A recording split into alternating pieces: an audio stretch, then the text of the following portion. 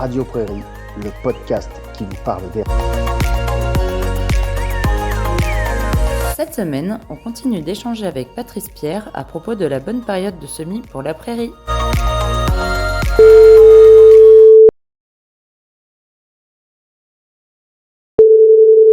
Ouais, bonjour Patrice. Bonjour Florian, tu vas bien? Ça va très très bien, je te remercie. J'espère que c'est de même pour toi. Nous revoilà une semaine après nos premiers échanges sur le semis de prairie et sur le comment semer, hein, avec, je rappelle, hein, l'histoire du fait qu'on est face à des petites graines et qu'il faut privilégier la qualité de l'implantation plutôt que absolument essayer de mettre une grosse dose avec ceinture et bretelles, comme on dit. Et Voilà. puis là, se pose la question, on est suspendu à tes lèvres en fait, parce que ça va être probablement le bon moment pour semer, mais on entend souvent aussi, finalement, est-ce qu'il vaut mieux semer à l'automne ou au printemps? Alors toi, t'es dans quelle équipe, toi?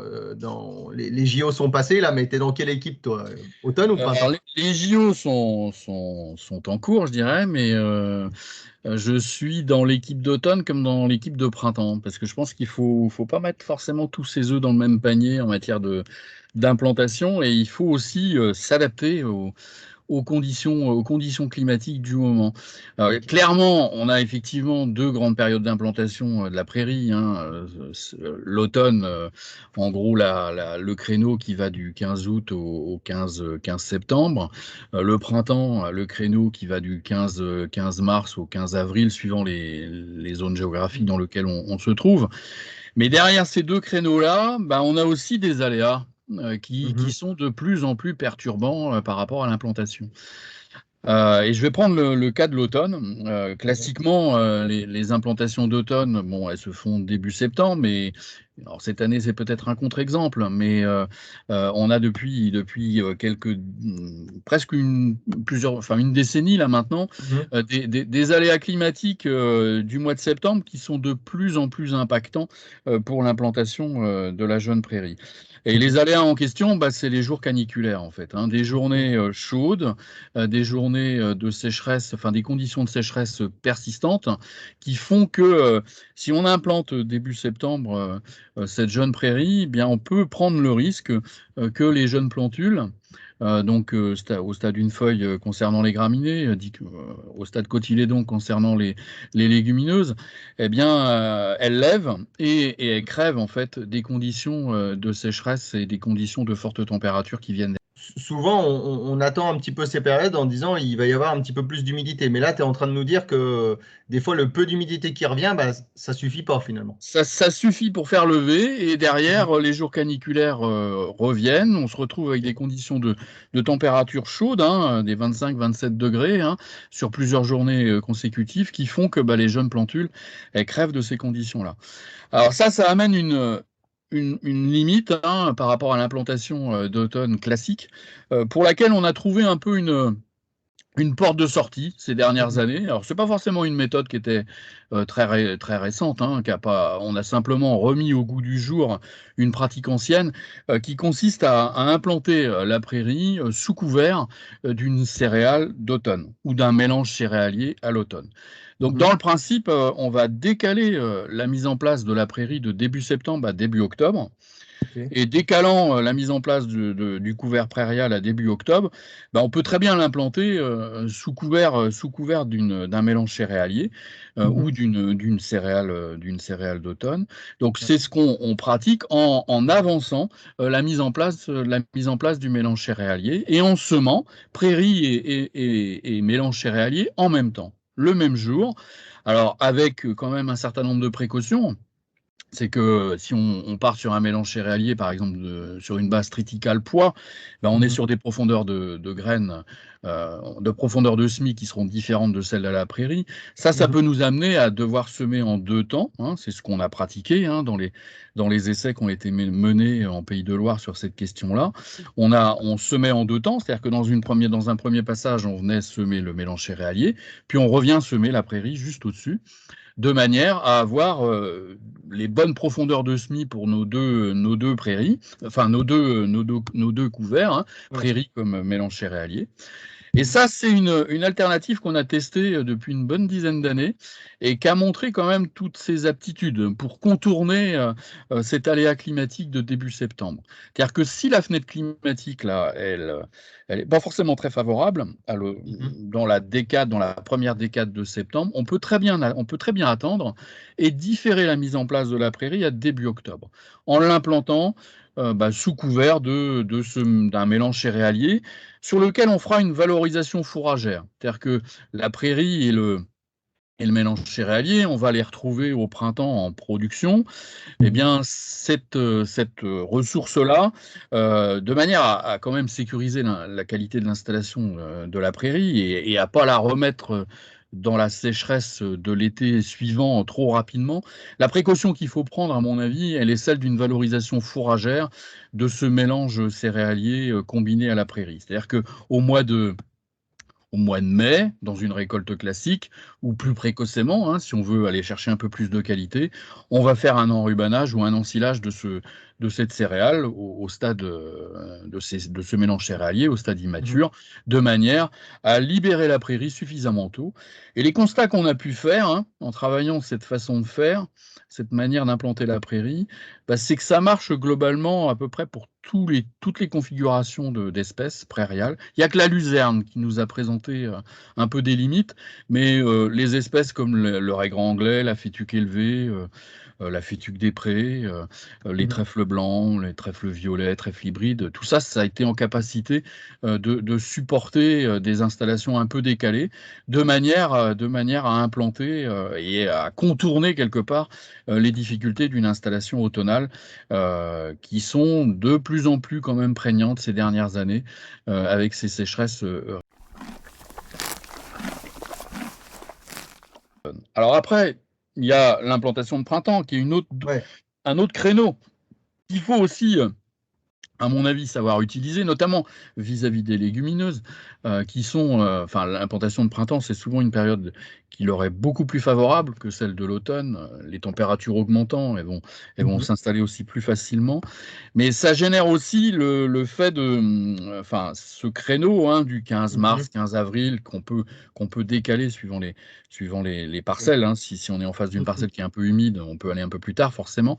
Mais ça plaide aussi pour une implantation sous couvert. C'est-à-dire que là, au printemps, on peut l'implanter, on pourra implanter notre mélange multi-espèces ou notre association, mais il est conseillé dans ce schéma-là de l'implanter sous couvert d'une avoine ou d'une orge de printemps, de manière à utiliser cette espèce-là comme un peu une plante de couverture aussi, pour la maîtrise du salissement, mais aussi pour une autre raison, c'est qu'on va, avec cette espèce, cette céréale qu'on va récolter à un stade immature, on va aussi contribuer à renforcer le potentiel productif de notre jeune prairie implantée au printemps, qui clairement, par rapport, quand on la compare à l'implantation d'automne, on a quand même 6 mois de décalage. Et donc, on n'aura pas un potentiel productif qui va se mettre en place aussi vite en implantation de printemps comparativement à ce qu'on fait avec une implantation d'automne, quoi. D'accord, mais en quoi finalement ça renforce ce potentiel productif de la semer sous couvert? Alors, c'est la composante céréale qui va, la composante céréale qui va contribuer à majorer le rendement du couvert. Au printemps, c'est l'effet de l'avoine de printemps ou de l'orge de printemps, et à l'automne, c'est l'effet du mélange céréalier, un triticale pois par exemple, qui va contribuer à donner une production supplémentaire. Si je prends des essais qui ont été faits ces dernières années à la ferme expérimentale de Torigné d'Anjou, pour les citer, l'implantation sous couvert, c'est en regardant sur 2 années successives, quand on compare la prairie au terme de ces 2 années d'installation, l'implantation sous couvert est majore en gros de 50% le rendement fourragé avec l'implantation sous couvert par rapport à une implantation classique sans espèce de couverture. On a une productivité qui est renforcée. On maîtrise aussi le salissement. Ça, c'est un élément important parce que quand on est en implantation d'automne, comme d'ailleurs en implantation de printemps, ces espèces de couverture que sont les céréales, qui sont des grandes espèces qui vont être très concurrentes pour l'accès à la lumière, eh bien, elles vont limiter l'installation du salissement comme on pourrait l'avoir avec une prairie installée en plein classique.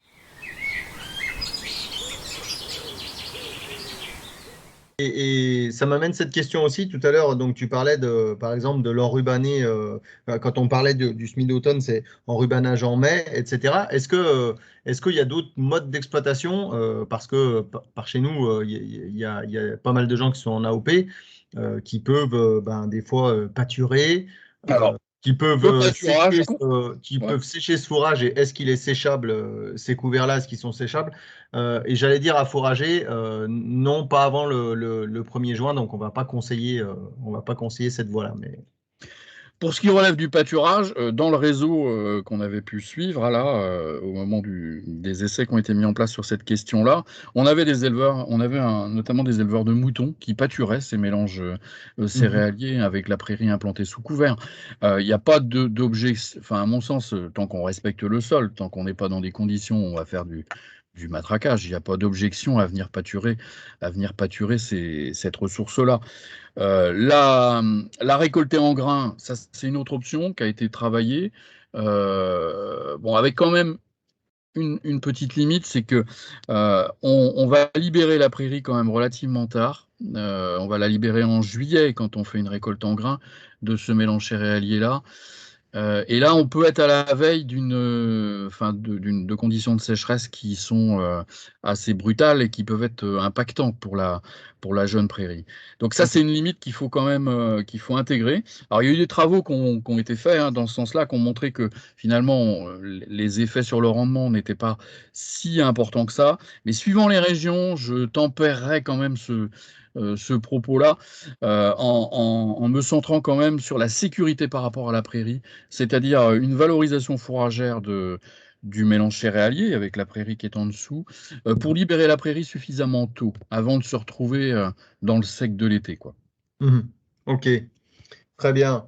Très bien. Bon, là, on a quelques clés, hein, c'est intéressant. Donc, évidemment, on n'aura pas tranché le match automne-printemps. Hein, mais à l'automne, on retient que effectivement, il faut regarder les conditions climatiques. Et là encore, de toute façon, on va demander aux éleveurs, on leur demande déjà de s'adapter sans arrêt, mais là, on leur demande de vraiment regarder ça, de s'adapter. Et puis après, on peut se reporter peut-être plutôt sur un semis de printemps, si peut-être vraiment les conditions en automne ne sont pas là.